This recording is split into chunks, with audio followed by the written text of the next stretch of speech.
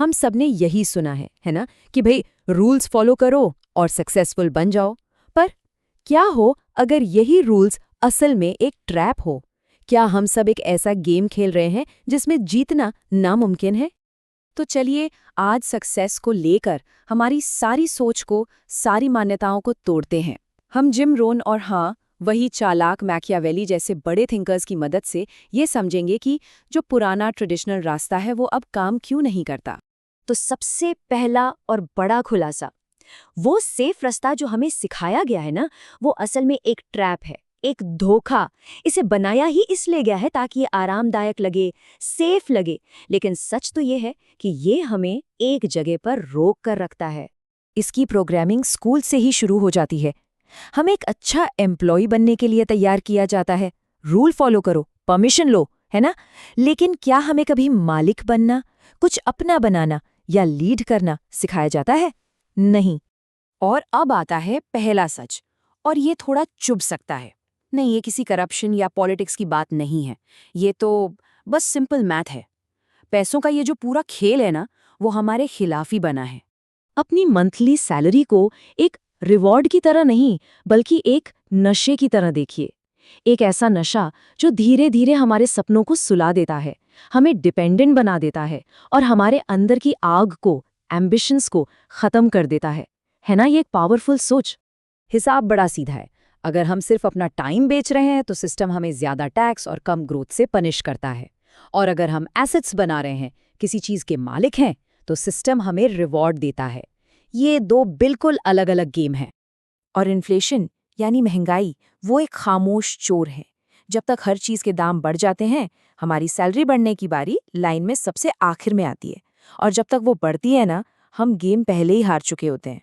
दूसरा सच ये है कि हमारी जो गट फीलिंग होती है ना, हमारे इंस्टिंक्ट्स, वो अक्सर गलत होते हैं।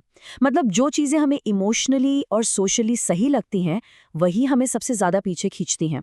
क्या हो अगर बुरा फील करने से बचने की बजाय हम उस फ्रस्ट्रेशन को, उस गुस्से को एक फ्यूल की तरह इस्तेमाल करें?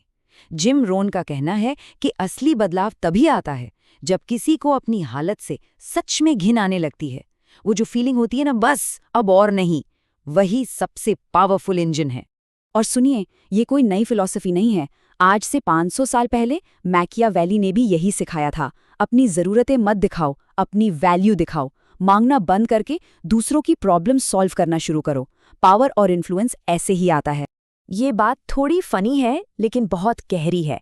मतलब अगर स्ट्रैटेजी ही गलत हो तो सारी मेहनत बेकार है। ज्यादा मेहनत करना ही हमेशा जवाब नहीं होता, बल्कि एक बिल्कुल अलग सोच, एक अलग अप्रोच की जरूरत होती है। और अब तीसरा और शायद सबसे जरूरी सच, असली पावर वो नहीं जो दिखती है, वो बड़े बड़े टाइटल्स या शानदार ऑफिसेज में नहीं होती। वो तो पर्दे के पीछे होती है, इनविजिबल होती है। जो सबसे स्मार्ट प्लेयर्स होते हैं ना, वो कभी लाइमलाइट के पीछे नहीं भागते। वो अपना असर बनाते हैं सलाहकारों, असिस्टेंट्स, मतलब सिंहासन के पीछे की असली पावर के साथ।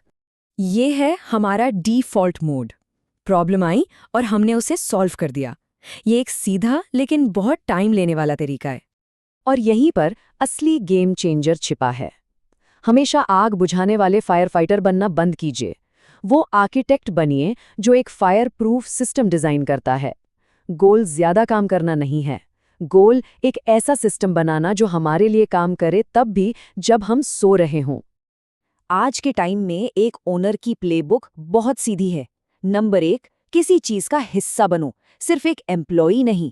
नंबर 2, टेक्नोलॉजी को अपना गुलाम बनाओ ताकि वो आपके लिए काम करे। और नंबर 3, ऐसे सिस्टम्स बनाओ कि आपके बिना भी काम चलता रहे। तो अब जब हमें गेम के असली रूल्स पता चल गए हैं, तो सारी बात कुछ सवालों पर आकर टिक जाती है। और इन सवालों का जवाब सिर्फ हमें ही देना है।